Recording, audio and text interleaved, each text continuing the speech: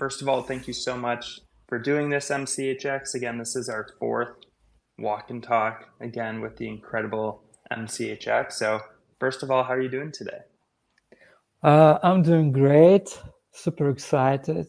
We had amazing weather here in Tbilisi, really warm, sunny day. Yeah, and I'm really happy to be here. Thank you for this invitation, and yeah, I'm just so ready. Perfect. Well, let's get right into it there. So, I want to start on the right side of the room. So, if you see that, those two wonderful pieces, one like a cloudy sky, one with that yellow on the right hand side there. Let's start over here. So those two pieces are Apollo Research and Sky. And I've been a longtime fan of your work, both MCHX, MCHX Alpha, which I found after I found your main account. So that was really fun to kind of go into this more of an exploratory phase. So I just wanted to start with these two pieces because again, these came from your MCHX Alpha account, which like when I think of MCHX, I definitely think more about soft winds, kind of that color field. But I think these two pieces are, first of all, phenomenal and two, really interesting to see kind of you trying to like kind of find how you're going to leverage AI in really unique ways, especially how it relates to color. So let's start with the one on the right hand side. That one's Apollo Research. I think this is an absolutely stunning piece. So please tell us more about this. Tell us about the process and would love to know more about just MCHX Alpha and where that came from. Yeah.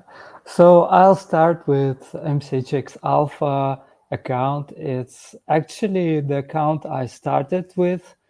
Um, yeah, and it it was my first account on Tezos, and the works I minted there, it was like my more figurative or just really more experimental things. But I started with them. I had a lot of color field things at that time, but I wasn't sure I wasn't sure about them. I felt like maybe they're too experimental to mint, and and I didn't want to mix them with with these pieces because I felt like they had a different style. This is why I started another account, another wallet, where I then minted Softwind and all the color field stuff. But these works were my first, and many of them were created before I started NFT and Web3. And yeah, so most of them are really like my exploring uh, different techniques, different technologies, just being curious. And yeah, this is why I decided to name it Alpha, because it's kind of a start, and it's different. Yeah. So this one, Apollo Research, is, I'm really happy that you picked it. I don't think many people saw this works, but I I really enjoyed working on them, and yeah. So so uh, the idea of creating it um, started when I watched the anime called Digital Devil Story.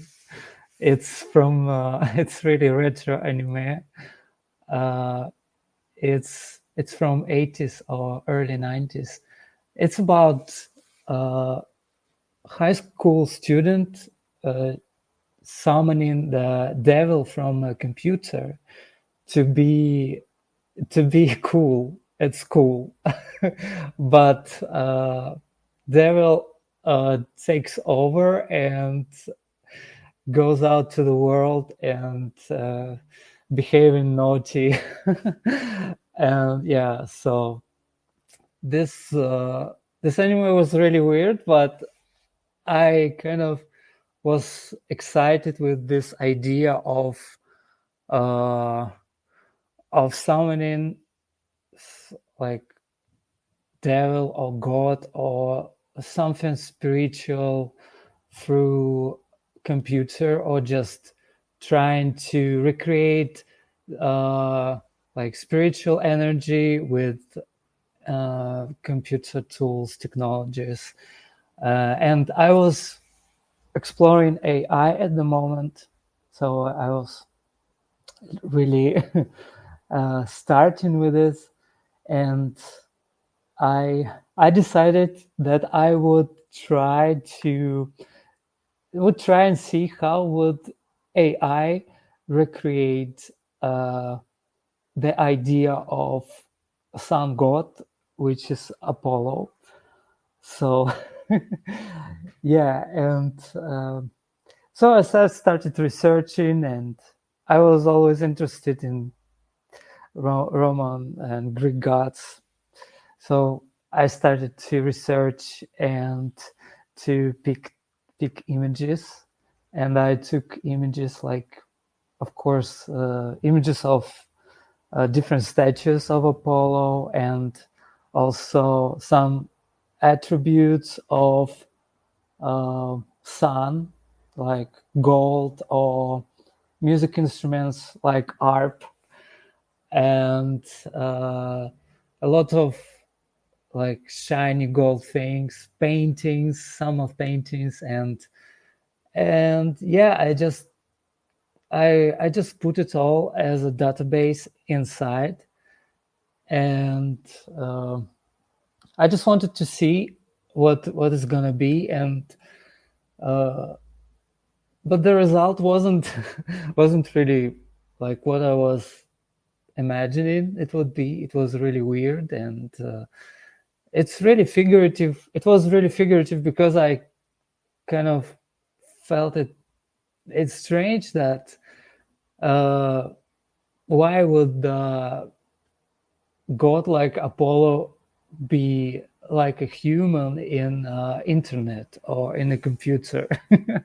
So I felt like it's too obvious, and there, yeah. So I decided to take this database and create sort of, yeah, I created a filter that with, yeah, so I created a filter, and I felt like this filter would enchant my my other artwork, and kind of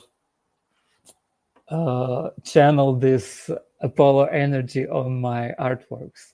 So there, there was a filter, and then I took my more hard-edged style works that were really geometric. Like this one is actually made of uh, a picture that is a cross, and I think, yeah, a cross of on a different color background. So yeah, and so I took it and put it inside this filter, and I got this amazing result. And that is looks like some kind of iconography, or just screams like blue and gold and really shiny, and it's also turned out to be really glitchy and have this really strange AI texture. And I didn't do much with it. I just upscaled it a little bit, and but overall, yeah, I was really I was really excited, and yeah, so yeah, this was a journey. That's amazing. I mean, that's first of all, the piece is incredible, and just knowing the backstory, I think, makes it that much more special, especially since you're kind of talking about that like spiritual journey at the beginning, and like the piece that you're working on ended up being a filter to then make another project that you're working on that much better. So I think it's going and exploring those paths. You never know when you're going to use them is always a really interesting thing to do. And I mean, the piece, it's like stained glass, like it definitely has that feeling that when you look at it, like there's like a Yeah. higher power going on here. So yeah, I of the Apollo research ones, this one is definitely my favorite. So I'm so Yeah. excited to know a little bit more about the history of it. And you can see kind of like that texture that you use in soft winds, like the cross hatching is definitely present in some of your other work. So it's interesting that maybe that's where that initial filter kind of came from. Yeah, I mean, I was looking at this texture. At first, I was really kind of hesitant about it because I don't know. I felt I knew it is a product of AI. It is a AI texture, and my concern was that it doesn't look like anything else, and I didn't know whether I should transform it somehow or just kind of let it be as it is. And then I thought maybe is like this is how AI aesthetic is going to be. Maybe I shouldn't fight it, and maybe I should embrace it. Just and see how it's gonna work in the future. And yeah, so I felt that it made sense that this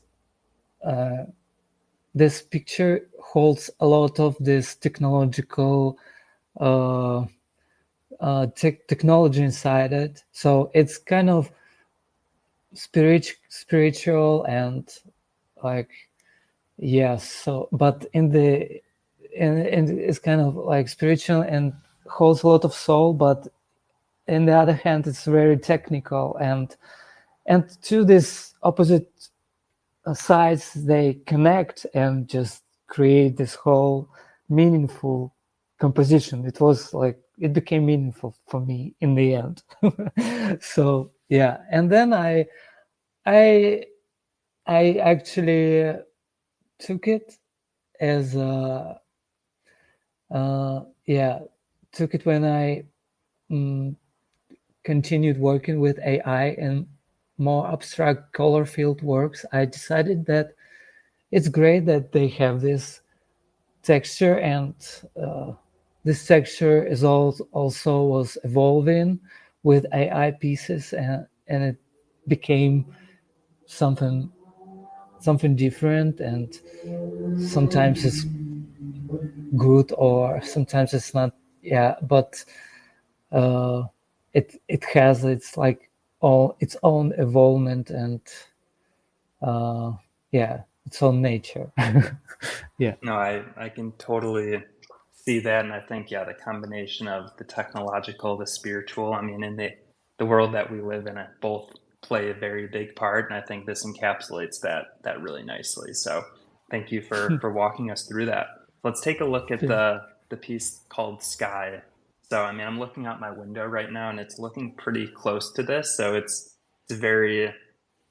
very coincidental that we're now talking about this piece. So yeah, let us know a little bit more about this. I know the funny guys collected this one. I know back in the day when I found it, I really wanted to collect it. I saw that he did, but I'm glad that it's in good hands. Yeah, yeah. Thank you for choosing this one. This is really, really important for me. This piece, because it, uh, yeah, some. I think like uh, my feeling of that I'm maybe an artist became after this piece. This is really like I created, I think maybe 5 years ago, I think, and uh, I posted on the Instagram, and uh, I had it was after COVID, times when I was kind of sure that I want to find a way to start to sell my work somehow, or just not just sell, but somehow to showcase them in the world.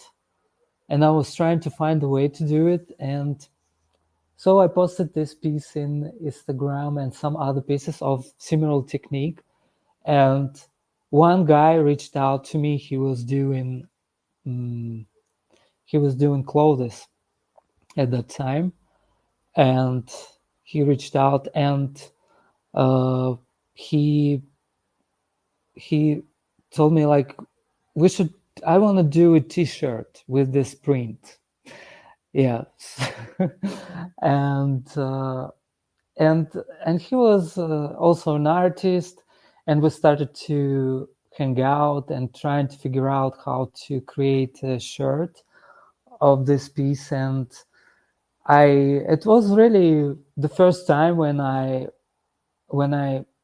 had conversations, and I get to talk with other artists and learn how they work and how they talk about their craft, their art, how they're inspired, and how how people might actually like my work. Like it was the first time.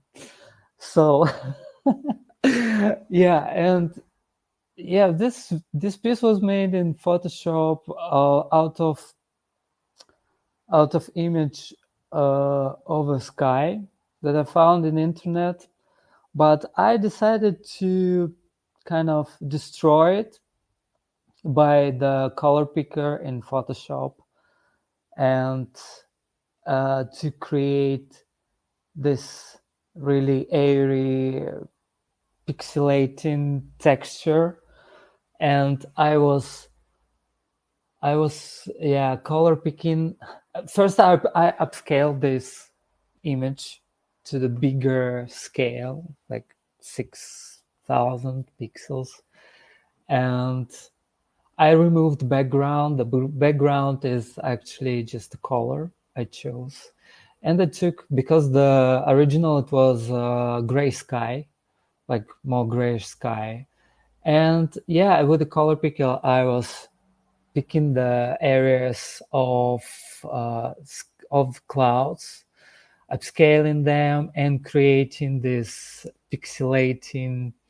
I was pixelating texture. Yeah, I was blurring them at first, and then pixelate them, and then layering them over and over, and in the end I got this really amazing texture that kind of the whole yeah, and then applied this blue color on the background, and then realized, yeah, this is like looks like just the sky, but when you look closer it's just again like digital sky, like sky that you never see. Yeah, and yeah, so and then I just uh, this whole short story didn't work out because COVID didn't end in 1 year. It was long, long, long time of restrictions, and I had to fly away from to another country. So it all fell out, and so I just decided to mint it as a NFT on a MCHX alpha profile, just to give this piece life and a chance to be noticed, or seen. And yeah, and now it's here. Yeah. That's incredible. And I mean, I think having it within an oncyber gallery, like when I look at your work, like it deserves to be on a wall, just absolutely massive scale in here. So, I mean, I haven't physically seen any of your works on this scale before, but I can only imagine what that would be like. because looking at the works just like up close, like I am right now, is just absolutely incredible. And I also Thanks. really love how that blue sky wasn't blue, like it was gray and you made it blue. So I think there's definitely some allegory there of just like optimism that comes through your work. And like when I was curating this gallery, I was just in a good mood because I was getting to talk to you. So you can see that a lot of the works that I chose were definitely the lighter, just like happier colors. And I think this blue sky one, like you look at that and it just reminds you of just like a beautiful day outside. So it's just, I always get super happy when I look at it. So I appreciate you taking us through and knowing that this was kind of the first piece where you felt like you were an artist. That's really special. Yeah, thank you. Yeah, yeah. Yeah, thank you. I'm Amazing. so Well, happy. let's go to the wall of color. So this was probably my favorite part of building this gallery. Yeah. Just having the absolute massive wall of soft winds. So the one in the middle is the animated piece, and then the four surrounding it kind of are they're still, but since the middle one animates so slowly, like it's hard to tell if the other ones are moving or not. And that's another thing that I really enjoy about your work is if you stare at it long enough, all of them start to move and they're all kind of taking you on this experience. So let's talk about just soft winds as a whole. So like when I think of MCHX, I think of soft winds. And I mean, this is the first collection that really spoke to me about your work and made me go down the MCHX rabbit hole. So please tell us a little bit more about this.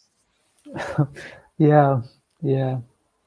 I mean, for me, it was also it's one of the dearest series for me that I created, and uh, it was a real surprise that uh, it had such great response because for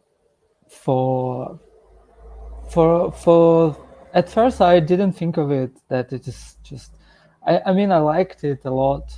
I saw that it's great because this is what I wanted to create, but I was really hesitant at first because I wasn't sure if it's great for Twitter, if it was great for uh, minting.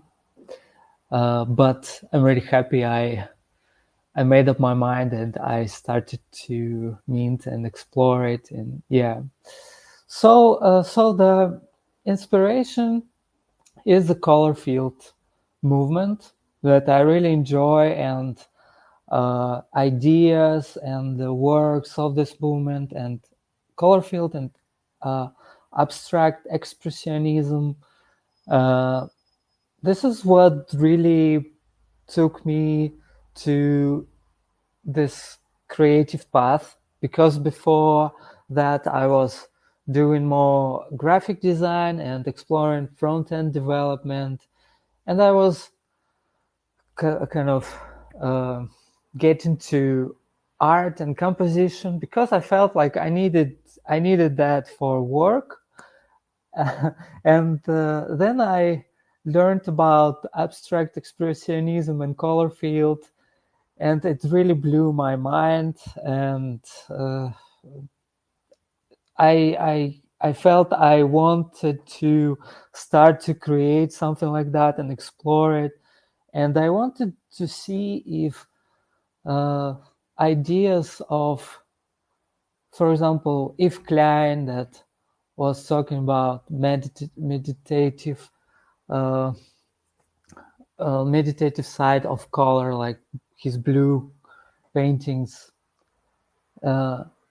Would something like that really work on on contemporary like screen of the mobile phone, or would it work on a computer screen?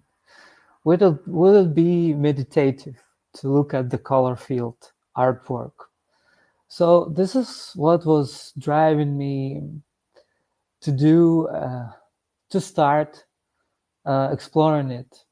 And shortly after this, AI came up, and I was also just trying to figure out what is this, and I was experimenting with this, and I saw a lot of people doing this figurative thing with AI, like recreating a human or an object or scenes and like everything we had in real life. But I didn't see anyone doing abstract work. And I thought, why don't anyone do it?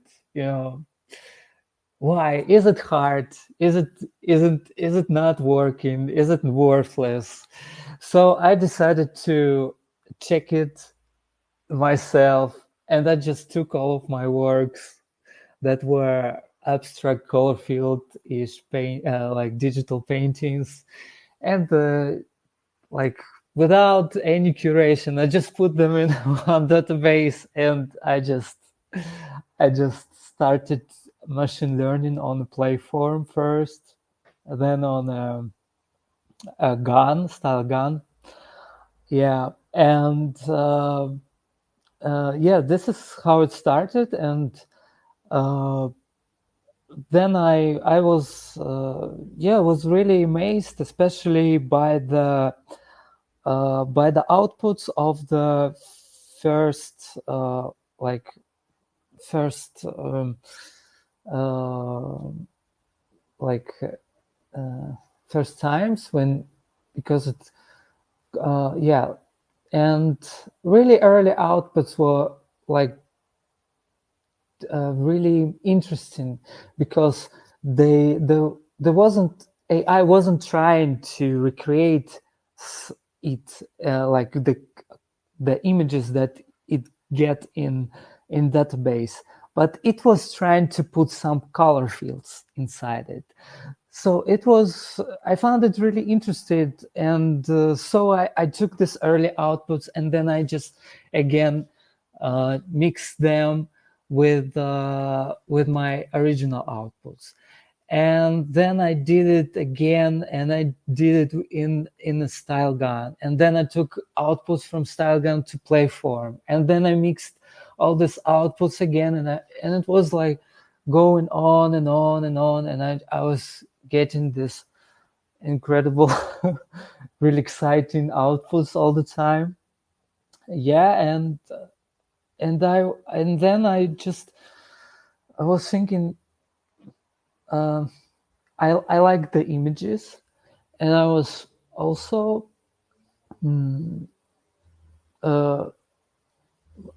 thinking of what if I do the video also? What if this series will be images and videos, and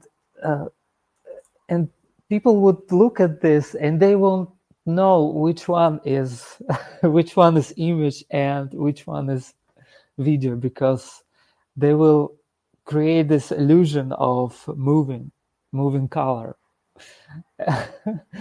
This is what you just described before, and yes, and then I just started working on videos. First, I was struggling because I wanted to do it, but I couldn't figure out how, like, because it was always a bit hectic, and so it was too much. But then I realized that I need to make really slow videos, because I want this to be like really relaxing and calming and solitary experience. So my idea was to create this series where what person would just look at this, and I was constantly trying to create this like really bright and contrast and colors there, but also with dark ones, because I wanted to images fully capture the attention and let the person just to have some time with it and just forget about all the information that we are constantly getting into and all of the thoughts. And yeah, and I was just trying with these videos, and I ended up creating them as a loop. So like 1 minute, I 1 minute is the limit for the AI to. Yeah, I would I wanted first to make it longer, but then I realized when you look at this loop, and it's if you look at this for 5 minutes, it will start. You will start notice different things during this, and it will just work differently. And yeah, so I imagine that this this work uh, would like uh, let some people just when they see they would like to take a look at this and have to spend time with it.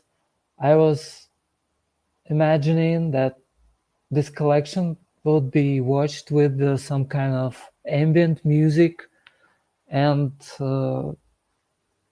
yeah, and I started to mint it first on Tezos. I had a really nice response, and a lot of people were liking it, and they were reaching out, and they were telling me that they felt this emotions and emotional relief watching this, and it was really what I wanted. I never imagined that it would happen, that would really people would feel my intention, how I felt about it, and my expression. Yeah, and yeah, this collection was really and is still it's really close to me. Yeah. That's amazing. And I mean, what you just mentioned there with it having an emotional response, I mean, that's really the first thing that captivated me, even with the ones that weren't moving. But like you mentioned, if you look at it long enough, everything starts to kind of move and change form. And I think another thing about why your work is just really special to me is, I mean, our modern world moves so fast, like Twitter, Farcaster, like online, offline. And like when I look at a minute loop of this, like it's so slow, it's so calming, it's like almost reset just to kind of slow down, like take a deep breath. And I think it's a very therapeutic exercise. So like I can imagine like yeah, having this displayed on a huge wall, like if it's like a yoga studio or like at a concert where it's like ambient music and having these play, like I think that would be an incredible experience and hope we can make that happen sometime. Yeah. I actually really I'm waiting for someone from yoga studio, for example, to reach out and say like, can I use it? I would say yes, please do. Yeah, I just I would just really like to know how people would display my works. Yeah, and yeah, it's for me it was my idea just uh, to find this calm moment, and it's actually what I do with my works.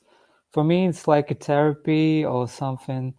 I need some time every day just working with color, and it's like a reset for me when I can just drown down inside my own space and work with color, just kind of resetting my emotions, my uh, like my thoughts, because when I look at the color, it feels like everything is gone, and I just kind of I feel like color affects my emotions, and when I work on something, I feel like my emotions are being expressed by the color I choose. And this is like constant work on my state, and this is what really makes me happy and uh, makes me feel uh, like complete in some way. So yeah, and I'm just super happy that uh, people in this space is super fast and crazy, and you need to really take a time. You need to take your time uh, just to watch some slow works uh, in this space, because like goes down really quickly. And when I know that the person, like if someone is collecting or just reaching out telling me that they watched it and they like it, and I realize that they took their time and just spent some time with it, it makes me happy as it is. And this is what really precious. Yeah. I can say firsthand that I've spent hours watching your pieces at this time. So thank you for creating them and giving us this experience. So, and I mean, Thank you. just Thank you. to rewind a little bit, I mean, where did this fascination of color come from? Like, has this always been something that you've been fascinated with since like a young age? No, I don't. I'm not sure. Like, I don't really have any artistic background, uh, and I wasn't really thinking of being an artist or creator until I was 28. Yeah, I of course I think I liked painting and like uh, creating things when I was a child, but yeah, but uh, I started exploring it after, when I was 28, and also I didn't think of creating art. I just was think like I would. I knew I can create because I tried first with photos, and then I was making photos and uh, like glitching them in different apps, and then I was trying to make music, and that time I realized that I can spend time like creating, like whole day I can sit and create. And then I just think maybe, I started with graphic design, but uh now I understand that all of my designs were about color and how I put. So I was designing the color experience all the time. Like I wasn't interested in typography or just. I was interested in grids and just color. So I was designing the color, but I didn't like didn't realize it until I actually got to artworks. Yeah, and I was yeah but yeah but I mean, I think I always loved watching pictures and listening to music. When I was a kid, I spent a lot of time by myself. uh, yeah, because I had some health conditions and I couldn't uh, play with my friends. and I couldn't go to some kids vacations. Like my friends were going somewhere with groups in summer, and there was nobody there, and I was sitting home and listening to music, watching magazines, watching books. I liked watching animes, especially because of the color and yeah, and now I realize that the color was also always something that could moderate my health state, my emotional state, because I always had this really significant ups and downs in my emotions, and I easily get overwhelmed, or I can get mad sometimes, and it's just because yeah, it's just like uh, because of the illness I had in the childhood. Now I'm kind of healthy, but it still has this something on me. But now I realize that music and color just really helps me to stay focused and balanced, and especially working this with the red color, with blue color, this really colors that are really straightforward and uh, like channel this exact mood, like red. I find it really stimulating, and it makes it, in the end it makes me feel balanced. Like blue also, like sometimes I just need to watch something on something blue or create something blue. I when I'm in the mood, yeah, whenever when I think everything is stressful or I'm just so tired, I just go and start to work on something blue, and it's yeah, and it feels like fresh air or wind or cold water. and and when I feel down, I just and sad and just or maybe angry, I just go and like something really over the top of like pink, red, and everything. And sometimes just yeah, I just don't really think that my work really express some kind of mood. I think it's just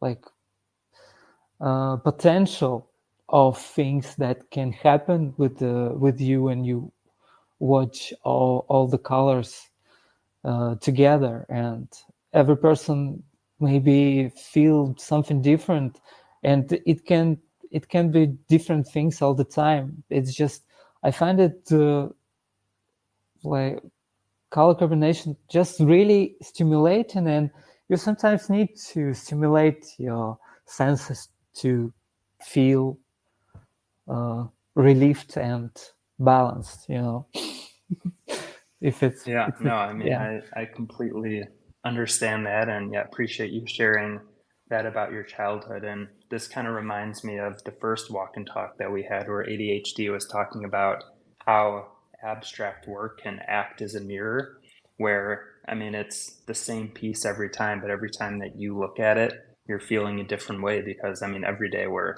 a little bit different. And I think with Yeah. your work, especially, it acts like a mirror to me. And like you were mentioning, where it could be a different color that puts you in a different mood, or you're thinking about different things and you just kind of get lost in the color. And I mean, it's just really special. And I think it's helpful for everybody to have those moments throughout a day, throughout a week, to kind of have that reset moment to kind of Mm. introspect and kind of resettle ourselves, especially with so much going on. And we're just now aware of everything that's going on at the world all at once. And I mean, our brains are not wired to handle that. So I think having a reset button like this type of art is really, really special.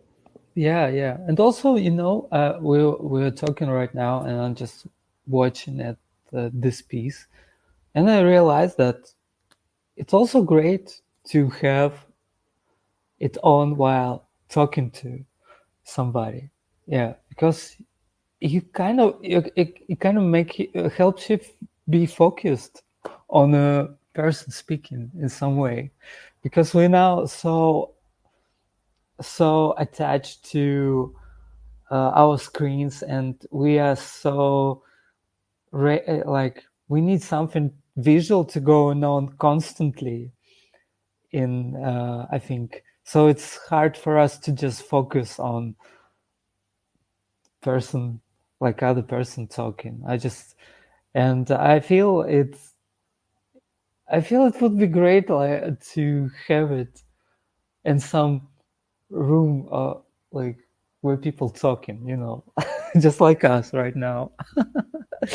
Yeah, Yeah, and I sorry. mean, from you saying that, I mean, I'm again staring at my computer screen with Night Impressions 4 just like slowly animating, and I'm just staring at it while talking to you. And yeah, I am definitely focused on that more so than like all of the distractions around me. So I definitely think there's something to that we can definitely explore. But I want to make sure that we get to the last section of Yeah. this room here. So you dive into color and code here. So you're using JavaScript this time instead of AI to Yeah. generate these works. And I mean, as far as the experience that you feel with them, I mean, it's very similar. It's definitely that MCHX feel, but you're using code this time. So tell us a little bit more about that transition and why you wanted to start exploring there. uh, yeah, so I was really always interested in creating animation since I started with this. I realized I really love it, but creating videos have a lot of limitations, and I also realized that I need a much stronger computer to create like really great videos, and to be in control with it. I mean, using video programs. And also I was creating it with AI, and AI itself has a lot of limitations and things that I couldn't control with AI, because they're constantly doing something, developers constantly doing it, and renew it, update, and yeah, it just and it's at some point it just yeah, I just felt like I wanted more control over my works, and I was trying to figure out how to achieve it. And once we were talking to Leander Herzog, and he told me your works look like shaders. Do shaders? I said no, I never heard of them, and he sent me a link to Book of Shaders, and said you should learn this. And yeah, it was because I knew like already I knew some code, but this Book of Shaders was complete hell. It still feels like some kind of alchemy, or just it's yeah. Anyway, so I started because I realized that I would be able to create animated, real-time animated works with code. And this is what really was driving me, and it's driving me still. That yeah. So and I started because yeah, I wanted to, for my work, to be like, to have no limits in resolution, because when I was creating videos, I was always kind of challenged with the resolution, because I had output was 1K, and it's really not that much. And I was thinking, what if how do you make it, like, how do you make it bigger? And of course you can upscale it, but upscaling it creates another texture, or it kind of blurs the color even more, or it's just like changing the color or something. And when you work with color field and gradients and just the color, and just a simple change of it can be crucial to composition. It's not the same feeling, you know. So I hated it, really. It was really upsetting to me. This is, and on this, and this all limitations were really driving me crazy. And with code, you can create really dimensionally responsive artwork. You can watch it on mobile, you can watch it on big screen or square screen, anywhere, and it will be rendering the same. This is what really inspires me also of this, this possibility. So yeah, this is what really was driving me. And I started, and soon I kind of, after a couple of months I kind of started to get into it. I was learning every day, like 1-2 hours, just trying to get into this code. It's crazy, very very mathematical, and just yeah. And after a couple of months, I started to get it and try to create something. And so I came up with a simple algorithm of gradients, and soon I realized that like I can create works that look a bit like works I created with Photoshop or then with AI. And so these code pieces were really looking like not really close, but close enough to Softwind and to my Photoshop or graphic works. And I just started to dive deep in it. Yeah, and the dive artwork, it was one of the first my explorations.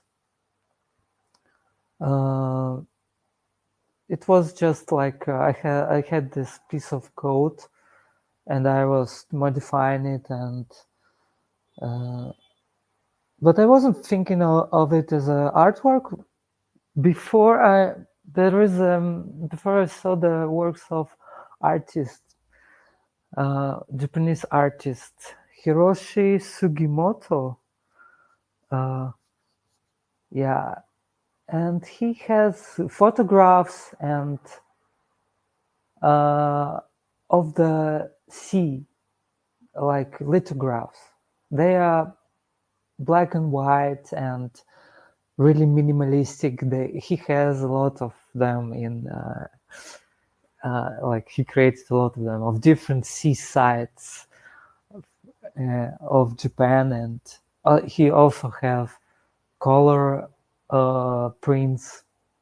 They are really minimalistic and just look like calm seaside in in a foggy day or in a dawn or sunset, like, and I was really amazed, and I was thinking, maybe I could also create something like that with code. And at that time, I was living in by the sea in Batumi, in Georgia, and I was going to the sea every day and watching sunsets and watching skylines and making photos, and I was at some point I just started to I took the I was looking at the photo, and I was just trying to recreate the things I saw with code, like meshing color and trying to create this horizon line, and but my idea was not just to replicate this this scene, like sunset scene, but I was trying to recreate the feeling of this, and